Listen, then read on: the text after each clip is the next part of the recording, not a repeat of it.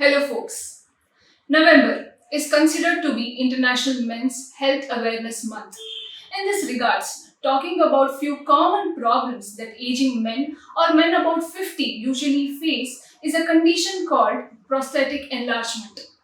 Though this condition is common, the awareness about it is quite less, which is holding men to seek right treatment at the right time.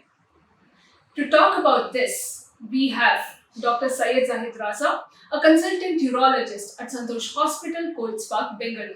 Welcome, Doctor. Thank you, Ranjita. Like you rightly mentioned, that November being International Men's Health Awareness Month, it is important for us to educate people about prostate gland because not many know what a prostate gland is. So it is very important from our side to give information which can be used as a tool by the patients so that they can make good, quick decisions. Exactly, Doctor. So, my first basic question to you is what is prostate? Okay, prostate gland is specific to men. That is, it is absent in women. It is only present in men. So it is a part of the male reproductive system, and prostate is it lies just below the bladder, and it is anterior or in front of the rectum, and it encircles or covers a tube which is called the urethra, in which the urine is transported outside the body. Now, because it encircles this tube, the urethra, as you grow older and older, there is a possibility that the prostate gland might enlarge in size, and that causes hindrance. When it enlarges to an extent where it constricts the urethra, it causes hindrance for people to pass urine, which will manifest as the symptoms, which we will discuss later. So, we are talking about enlargement, right, Doctor? When actually does the prostate start getting growing in size, rather? Okay. So, to answer this question, I would divide the growth of prostate into four time zones. The first time zone is a growth wherein there's a slow growth of prostate, that is up to puberty. Then second brief period of time, once an individual reaches puberty, there is a little spurt in growth. Then after which again there is a slow growth up to say about 50 years.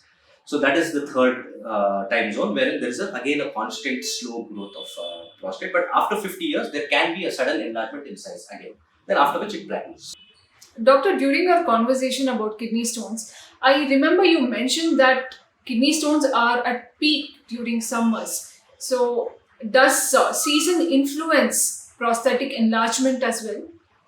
That is a very interesting question you asked here because from the past 2 days, all the people in Bangalore are talking about the weather. So it's been cold for Bangalore standards, and people are calling me and coming to my OPDs as well with symptoms because of enlarged prostate. So yes, definitely the cold weather influences the symptoms in a patient who has prostatic gland enlargement. The reason being that prostate is an internal organ. So now during the cold temperature, our body tends to divert the blood to the internal organs to keep our body warm. So there's more blood supply to this organ. So when there's more blood supply to the organ, it swells up. So that is the reason why there are more chances of a patient having a urinary retention in the cold weather, wherein the prostatic gland enlargement becomes a little more larger because of the extra blood when going to the circulation into the prostatic gland. So, Doctor, what are the signs and symptoms of prostate gland enlargement? Okay, the signs and symptoms of prostatic gland enlargement are divided into obstructive symptoms and irritative symptoms. So, just to talk about these symptoms and educate people, I will put it in a very simple way. If patients have any symptoms like having to go to the bathroom quite frequently, or patients who have urgency to pass urine and they are not able to hold urine for a long time, and it is also associated with urgency incontinence, and also a very important symptom is nocturia. Nocturia is waking up from sleep in the night to go to the bathroom to pass urine. So if you do it more than once or twice on a particular night, that means you might have some prostatic enlargement, and that is the result of which you are having this nocturia. There are other symptoms as well which are obstructive symptoms, like patients might have poor flow of urine they would have been passing urine freely without any obstruction. But once the prostatic enlargement occurs, the flow of urine reduces, and they'll have intermittency. It will not be a continuous stream, there will be an intermittent stream. And they will have a sense of incomplete evacuation. Like when they go to the bathroom, they would have passed the urine, but they will come back and feel as if they want to go to the bathroom again. So these are the commonest symptoms of prostatic gland enlargement. And when you have such symptoms, it is better to consult a urologist and talk with them regarding whether these symptoms are related to a prostatic gland enlargement or not. So, doctor, how do you investigate a patient and what are the tests that you advise him to undergo? Okay. So when a patient presents to us in the OPD with signs and symptoms suggestive of prostatic gland enlargement, we get a few routine tests. So we ask for a urine routine and a urine culture to see if there's any urine infection. We ask for a complete blood count as well, along with the kidney function test, that is your blood urea levels and the serum creatinine levels. We get a few radiological investigation. To be more specific, we ask for an ultrasound with post-void residual urine estimation. That is, we want to assess the size of the prostate gland and also whether the prostatic gland enlargement is causing any residual urine after you pass urine. Okay, and we also ask the patient to undergo a test called uroflowmetry, wherein a patient has to pass urine on top of a machine and it interprets it in a graph, in a graphical manner, and that we will be able to assess if there is an obstruction, if the patient is having hindrance to pass urine because of the prostatic gland enlargement.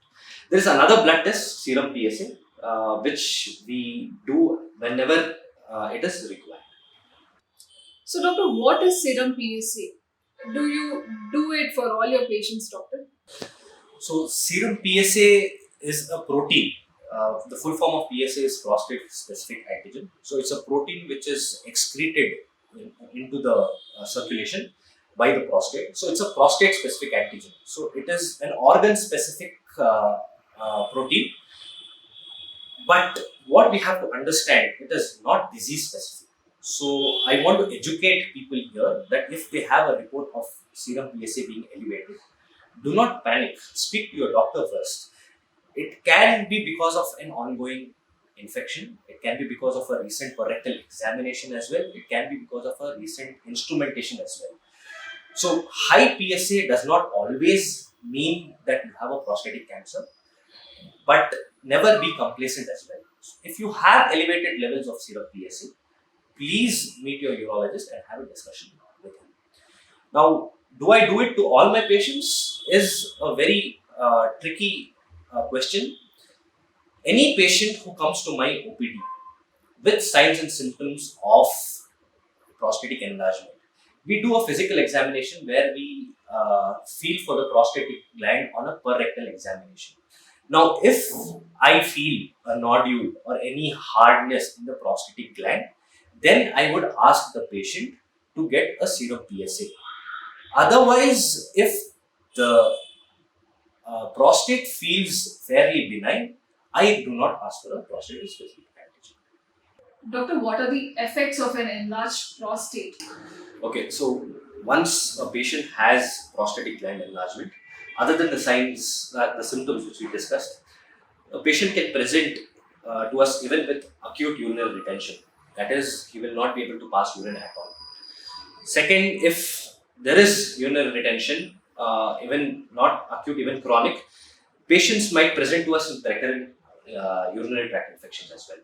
Patient might present to us with bleeding, hematuria, and because of the stasis, there might be bladder stone formation, and it might impact and impair even the kidney function.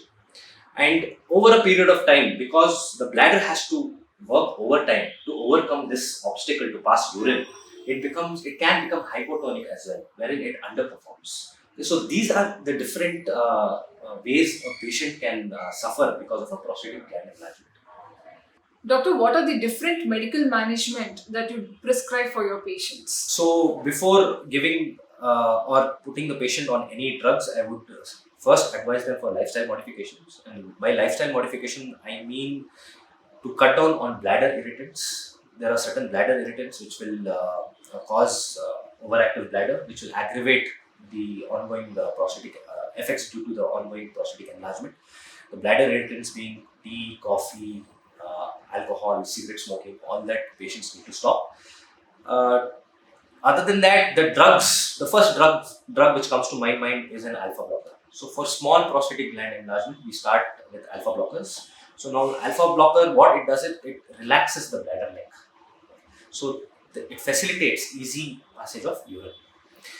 The second drug is the 5 alpha reductase inhibitors, which help in reducing or stopping the growth of the prostate. Now, there is something called the combination therapy where we give both together for glands, fairly large glands, say about more than 35 to 40 grams prostate. We give a combination therapy where the alpha blockers and 5 alpha reductase inhibitors are clubbed and given to the patient. There are other medications which will help in symptoms of overactive bladder. That is, there are anticholinergics which can be given, and there is mirror background which helps in countering the overactive bladder component in a prostatic gland enlargement. So, doctor, for how long should a patient continue with the medications given? So when we start medications for patients who have prostatic enlargement, depending on their response, we might have to continue these medications for a long time. If there is failure of medical management, that is, if for whatever reason, for patient compliance or the symptoms not improving, then we stop the medications immediately and then we give the patient an option of surgery. But if the patient improves symptomatically, the patients might have to be on these medications for long term, and we have to follow up with them on a frequent interval, probably say about every 3 months or 6 months, and probably a year and a half later, if the symptoms are perfect and patients have absolutely no symptoms at all, we can stop the drug for some time to see if the symptoms have stopped completely or they recur. If they recur, the patient might have to continue the medications. Doctor, what is a surgical procedure? In fact, while I was discussing about this with my father in general, he mentioned, one of my relative who underwent prostate surgery had to stay in the hospital for almost 14 days. I mean, this was long time ago, but is it this case even now? No, Ranjita. Thankfully, that is not the same scenario nowadays, wherein we have minimally invasive procedures. Back in the year, yes, they used to do a lot of open prostate procedures, wherein it was associated with its own morbidities, and the hospital stay was for a long, long time. Whereas now we have minimally invasive procedures, wherein the hospital stay is far less compared to the open prostate surgeries. The recovery is much faster, the complications are lesser, and the patient satisfaction is also at its peak. Now, I would still consider TURP, that is the conventional transurethral resection of prostate, being the gold standard for treating prostatic gland enlargement. However, as the technology is advancing, we have better machines at our disposal. We have the bipolar cautery, wherein we can use the saline, and whereby we minimize the risk for TURP syndrome, which was associated with the conventional TURP. We have lasers, excellent lasers. And just to answer your question as how fast you can recover, is any patient who undergoes laser TURP can in fact be discharged the next day. The catheter can be removed the next day and can be discharged to go home. Now, these patients get back to their work or get back to their routine day-to-day life within no time.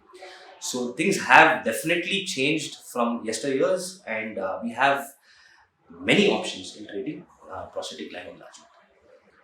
So, doctor, with the advancement in the surgery, I think it is safe to say that there is no need to, fear with the word surgery regarding the prostate enlargement. And with that note, thank you so much for joining us, doctor. I think you have given us enormous information regarding this subject, which will definitely help people to, men rather, to take the right treatment at the right time. Thank you again, doctor. Thank you, Rajita. Thank you. Thank you, folks.